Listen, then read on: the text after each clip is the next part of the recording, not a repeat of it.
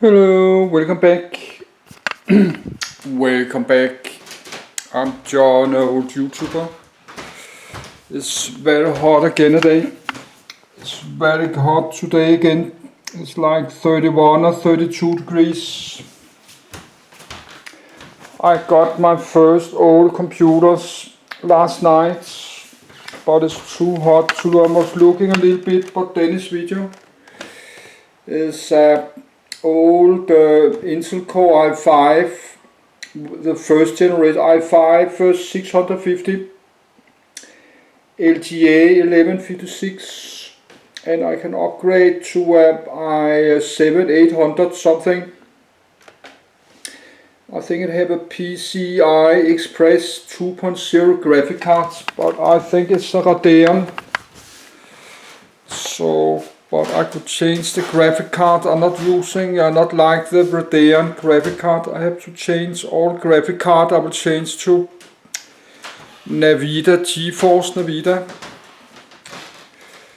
But I'll look at that later. But this is from, I don't know which year it's from. It's from like 2000. I don't know if you could put a 1050 or 1060 graphic card into this one, but it needs to be a PCI Express. I had to look old second-hand graphic cards, but I did reboot my computer because I put my computer to sleep in the night, and after some time this auto reading is not working. You have to reboot. It can only read page by page. It's 1414. That's 2:15 p.m. So I record with my old Canon camcorder. I did actually stop to record with this one, but this Canon can record text like this, but now it's out of focus, but it can record text very clear. That's me. So I've been here in this apartment like 10 years. In a few months, October, I've been here 10 years. So that's a long time. So I have nothing to do today. So let's just like to continue to do this because I like to read this. I'm not expecting much views on YouTube. I'm getting like less 20 or like nothing, less 10 views. But it's not why I do this. I do this because I like to read this myself.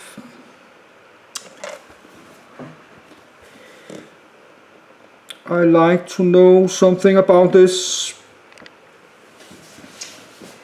Yes, I had to sound level is 50. Actually I should close the door, but it's so hot in my apartment, so why I should close my door.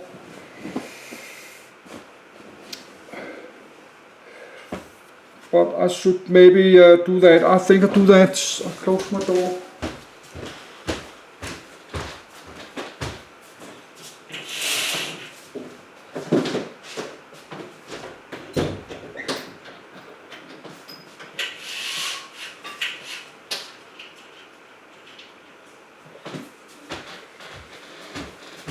So now I have to close my door. It's 32 degrees hot, but outside it's not. Outside I don't know how hot it is. I think it's 25 or 26. It's not 30.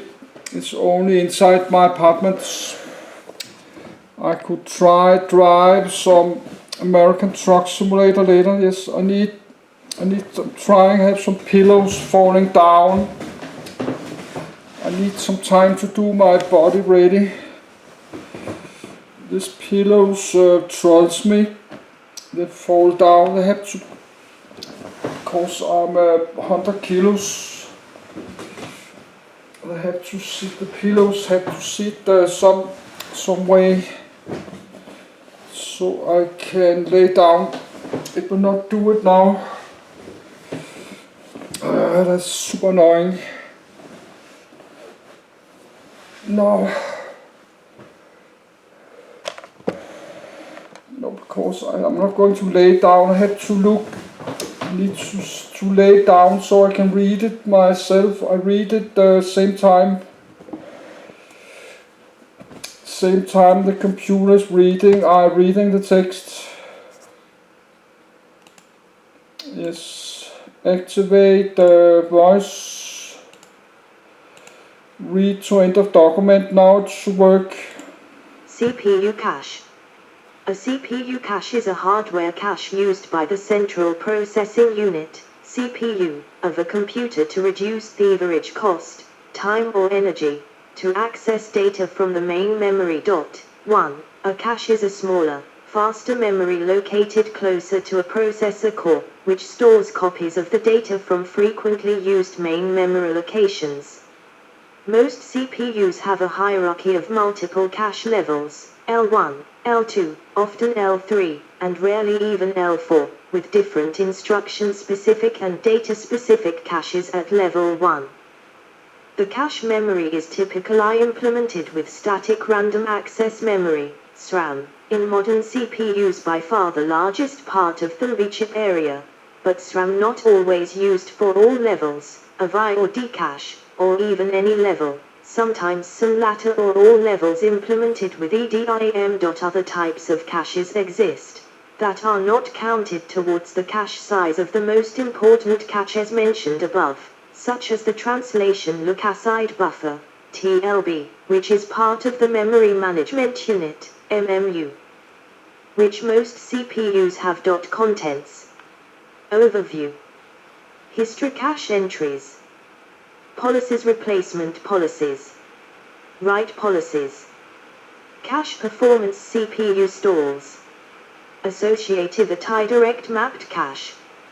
Two-way set associative cache. Speculative execution. Two-way skewed associative cache. Pseudo-associative cache. Cache entry structure. Example. Flag bits. Cache miss. Address translation homonym and synonym problems. Virtual tags and vints. Page coloring. Cache hierarchy in a modern processor. Specialized caches. Victim cache. Trace cache. Write coalescing cache, WCC. Micro-operation, OP or UOP, cache. Branch target instruction cache. Smart cache. Multi-level caches. Multi-core chips. Separate versus unified. Exclusive versus inclusive. Scratchpad memory. Example, the K8. More hierarchies. Tag RAM. Implementation history. First TLB implementations. First instruction cache. First data cache. In 68K microprocessors. In x86 microprocessors. In ARM microprocessors. Current research. Multi-ported cache. See also. Notes. References. External links. Overview. When trying to read from or write to a location in the main memory, the processor checks whether the data from that location is already in the cache. If so, the processor will read from or write to the cache instead of much slower main memory. Many modern desktop, server, and industrial CPUs have at least 3 independent caches. Instruction cache used to speed up executable instruction fetch. Data cache used to speed up data fetch and store. The data cache is usually organized as a hierarchy of more cache levels, L1, L2, etc. See also multi-level caches below.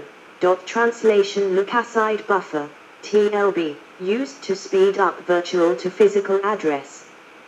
Translation for both executable instructions and data.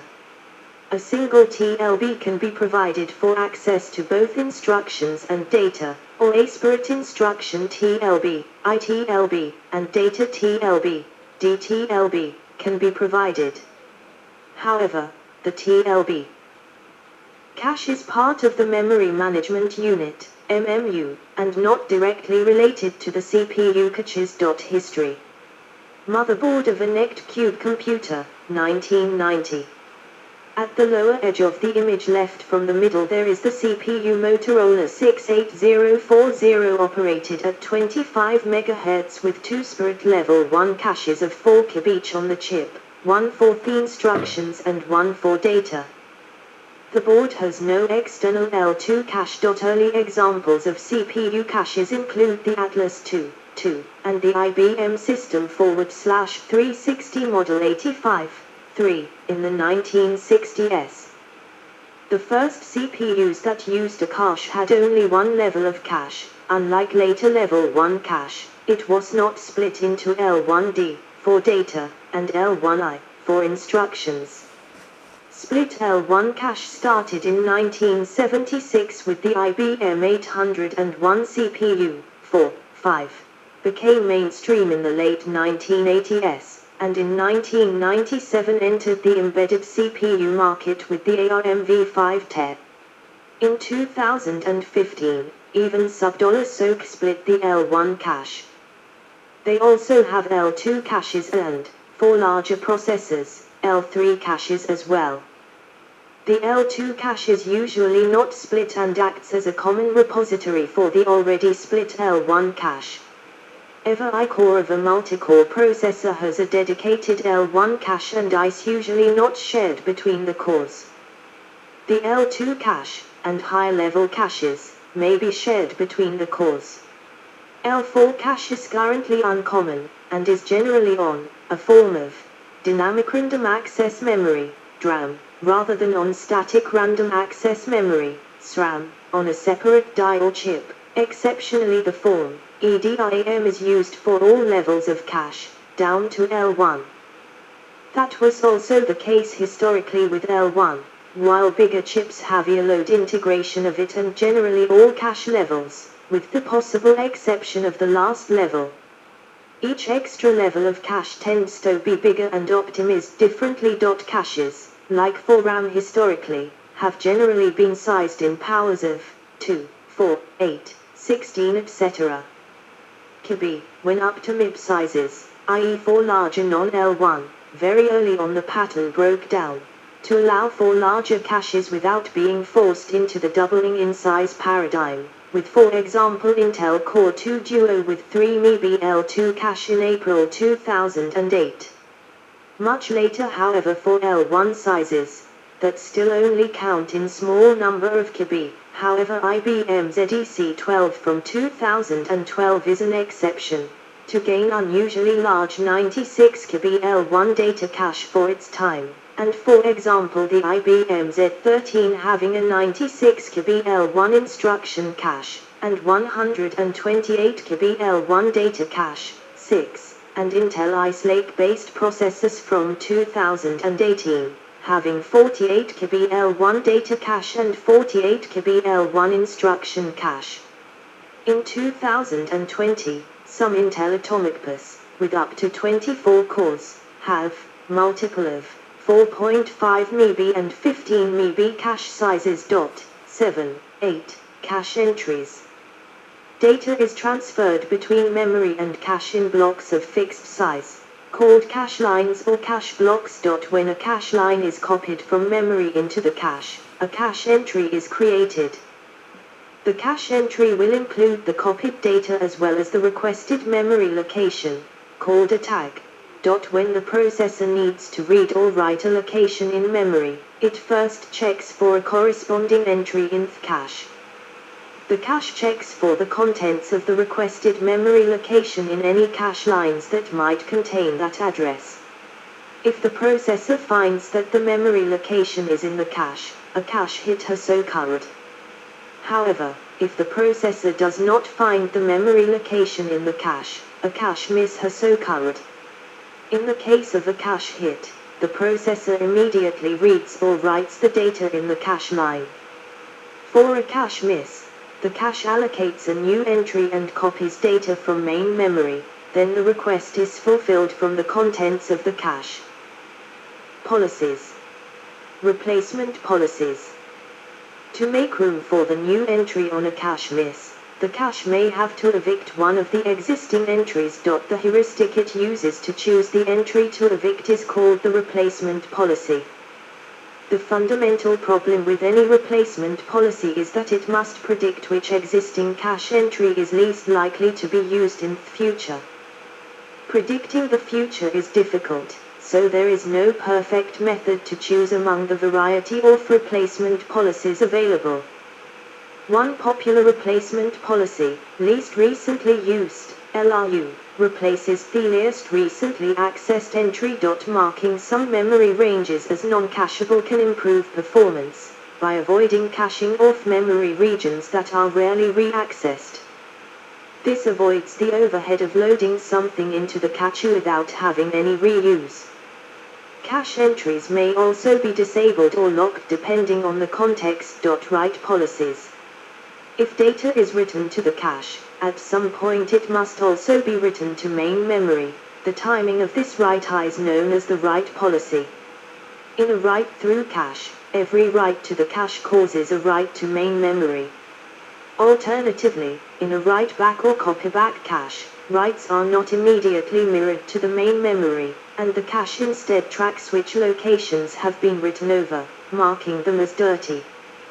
The data in these locations is written back to the main memory only when that data is evicted from the cache. For this reason, a read miss in a write-back cache may sometimes require two memory accesses to service, one to first write the dirty location to main memory, and then another to read the new location from memory.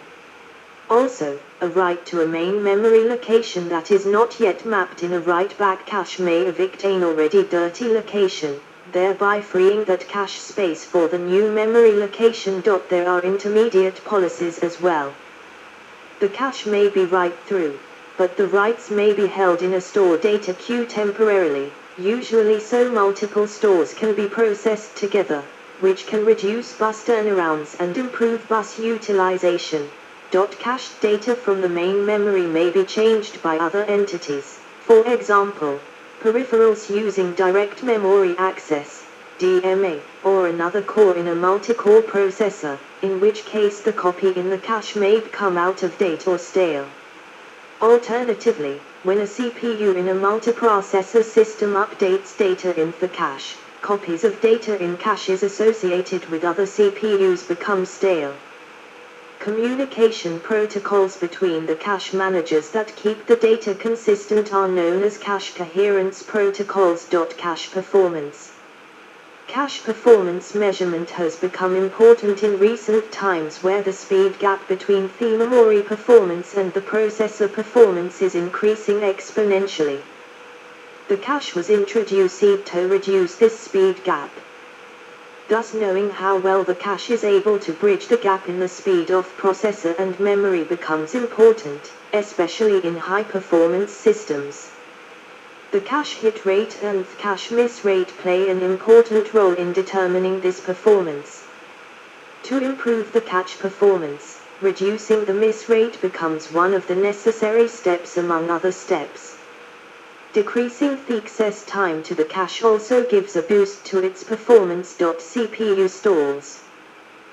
The time taken to fetch one cache line from memory, read latency due to a cache miss, matters because the CPU will run out of things to do while waiting for the cache line.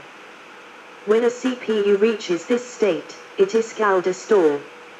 As CPUs become faster compared to main memory, stalls due to cache misses displace more potential computation. Modern CPUs can execute hundreds of instructions in the time taken to fetch a single cache line from main memory. Various techniques have been employed to keep the CPU busy during this time, including out-of-order execution, in which the CPU attempts to execute independent instructions after the instruction that is waiting for the cache miss data. Another technology, used by many processors, is simultaneous multithreading, SMT, which allows an alternate thread to use the CPU core while the first thread waits for required CPU sources to become available. Associativity. An illustration of different ways in which memory locations can be cached by particular cache locations. The placement policy decides where in the cache a copy of a particular entry of main memory will go. If the placement policy is free to choose any entry in the cache will hold the copy, the cache is called fully associative. At the other extreme, if each entry in the main memory can go in just one place in the cache is direct mapped. Many caches implement a compromise in which each entry in the main memory can go to any one of n places in the cache, and are described as n-way set associative. 9. For example, the level 1 data cache in an AMD Athlon is two-way set associative, which means that any particular location in main memory can be cached in either of two locations in the level 1 data cache. Choosing the right value of associativity involves a trade-off. If there are 10 places to which the placement policy could have mapped a memory location, then to check if that location is in the cache, 10 cache entries must be searched. Checking more places takes more power and chip area, and potentially more time. On the other hand, caches with more associativity suffer fewer misses, see conflict misses, so that the CPU wastes less time reading from the slow main memory. The general guideline is that doubling the associativity, from direct map to two-way, or from two-way to four-way, has about the same effect on raising the hit rate as doubling the cache size. However, increasing associativity more than 4 does not improve hit rate as much, 10, and are generally done for other reasons, see virtual aliasing.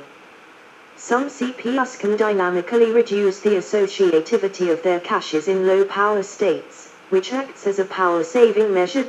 11. In order of worse but simple to better but complex direct mapped cache. Good best case time, but unpredictable in the worst case. Two-way set associative cache. Two-way skewed associative cache, 12. Four-way set associative cache. 8-way set associative cache, a common choice for later implementations. 12-way set associative cache, similar to 8-way. Fully associative cache. The best miss rates, but practical only for a small number of entries. Direct mapped cache. In this cache organization, each location in the main memory can go in only one entry in the cache. Therefore, a direct mapped cache can also be called a one-way set associative cache. It does not have a placement policy as such, since there is no choice of which cache entry's contents to evict. This means that if two locations map to the same entry, they may continually knock each other out. Although simpler, a direct mapped cache needs to be much larger than an associative one to give comparable performance, and it is more unpredictable. Let X be block number in cache, Y be block number of memory, and N be number of blocks in cache. Then mapping is done with the help of the equation X equals Y mod N. Two-way set associative cache. If each location in the main memory can be cached in either of two locations in the cache, one logical question is, which one of the two? The simplest and most commonly used scheme, shown in the right-hand diagram above, is to use the least significant bits of the memory location's index as the index for the cache memory, and to have two entries for each index. One benefit of this scheme is that the tags stored in the cache do not have to include that part of the main memory address which is implied by the cache memory index. Since the cache tags have fewer bits, they require fewer transistors, take less space on the processor circuit board or on the microprocessor chip, and can be read and compared faster. Also, LRU is especially simple since only one bit needs to be stored for each pair. Speculative execution. One of the advantages of a direct mapped cache is that it allows simple and fast speculation. Once the address has been computed, The one cache index which might have a copy of that location in memory is known. That cache entry can be read, and the processor can continue to work with that data before it finishes checking that the tag actually matches the requested address. The idea of having the processor use the cached data before the tag match completes can be applied to associative caches as well. A subset of the tag, called a hint, can be used to pick just one of the possible cache entries mapping to the requested address.